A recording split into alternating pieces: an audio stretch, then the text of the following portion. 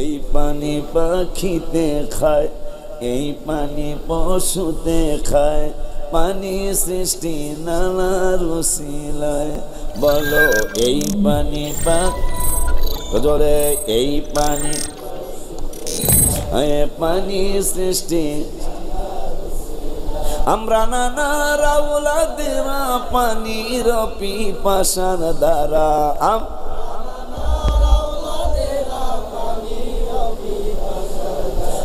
ছটফট ছটফট করে কলি যায়, ছটফট ছটফট।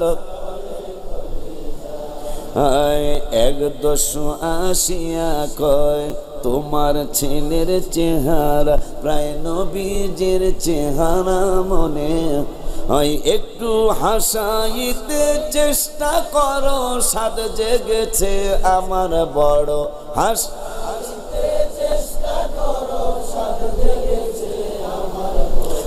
হাসি দেখব মরি চেহারা, হাসি দেখব।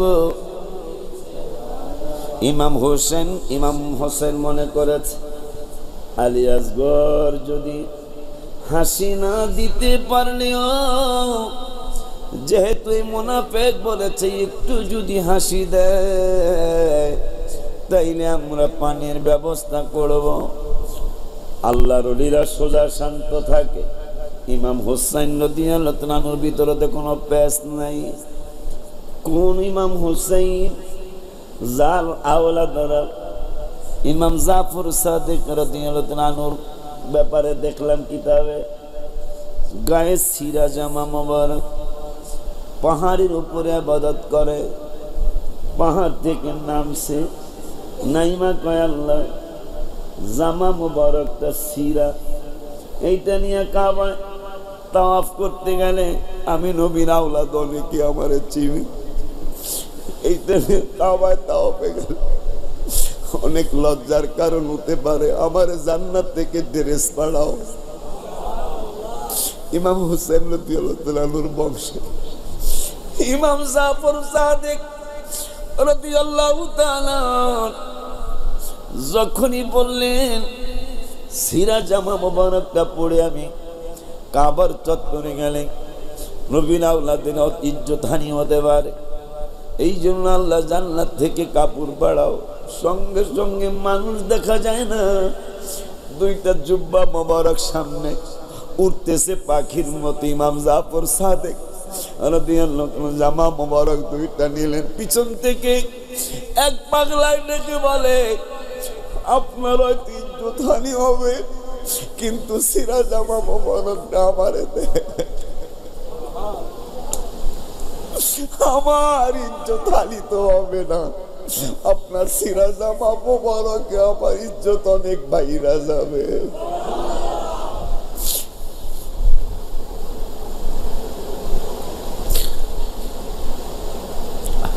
এক দস্যু আসিয়া কয় তোমার ছেলের চেহারা প্রায় নবীজির চেহারা, একটু হাসাইতে চেষ্টা করো, সাদ জেগেছে আমার বড় হাসা।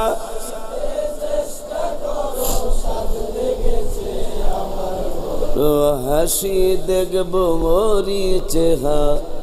ইমাম হোসেন বাপ্ত যদি পানি দেয় একটু হাসি দিলে, ইমাম হোসেন চেষ্টা করে আসগরের মুখে হাসি নাই রে, পানির জন্য বুক ফাটিয়া যায়।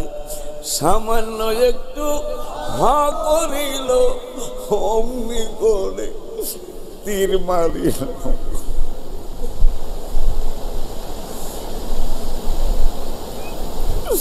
আল্লাহ আল্লাহ, ওগো আল্লাহ, অনেক গুনাহ করিয়াছি, ক্ষমা। দোয়া করতে হবে, আল্লাহ যদি রাগ হয়ে যায় আমরা বাঁচতে পারবো না কিয়ামতে, কারণ নিষ্ঠুরতার তো একটা সীমা আছে।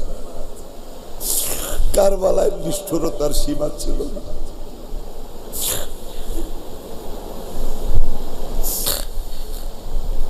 ওমর ফারুক তো মুসলমান, তোরা নবীর আওলাদদের গলা মোবারকে ছুরি দিলি, আর ওমর কয় ওরে কারবালার পাপিষ্ঠরা,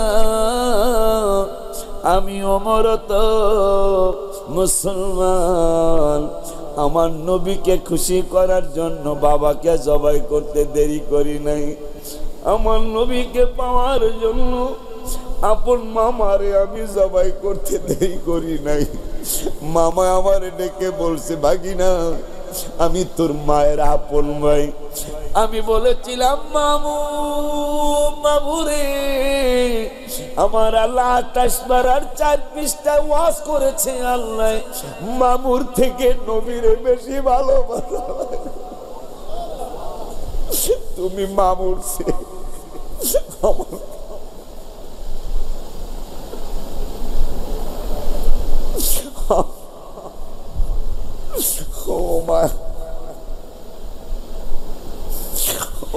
মায়ার নবী। ইমাম হোসেন চেষ্টা করে আসগরের মুখে হাসি নাই, পানির জন্য বুকু পাটি সামান্য একটু হা করিল, অমনি করে তীর মারিল, সামান্য একটু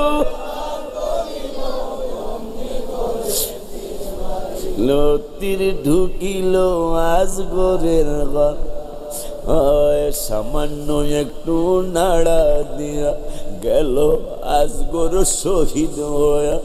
খিমায় গে ইমাম হোসেন, ইমাম কয় রোবাবেরে আসগর পানি খাবে না, আমাদের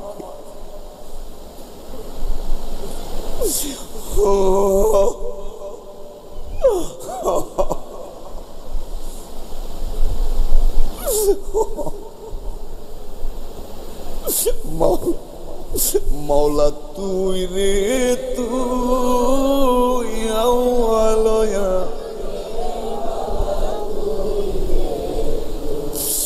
পানিতে ডুবাইয়া মাওলা, মাওলা কিয়ামত করে গর্ত মানে নবীর কিস্তি কেন বাঁচাইলি মাওলা? মাওলা তোমারে প্রশ্ন, তুমি নূহ নবীর কিস্তি কেমনে বাঁচাইলা? তাফসিরে আসে নূহ নবীর কিস্তিও ডুবে যাইতো, কিন্তু না ডুবার কারণ ওই কিস্তিতে আমার নূরের নবীর নাম মোবারক লেখা ছিল। আল্লাহ তুমি তো জানো আলী আসগরের রক্ত মোবারক হাবিব সাল্লাল্লাহু আলাইহি ওয়াসাল্লামের রক্ত মোবারক থেকে আসে, তুমি কি একটু মায়া করলা না? আল্লাহ উত্তর দিবে, আশিকি রে, যদি তোর সাথে আমি কথা কইতাম বলে দিতাম, কারণ উম্মতে মুহাম্মাদি আশিক রাসূল যারা, এই পাগলেরা গুনাহ থাকবে, এদের গুনাহগুলি শেষ করার জন্য এদেরকে শহীদ করাইছি।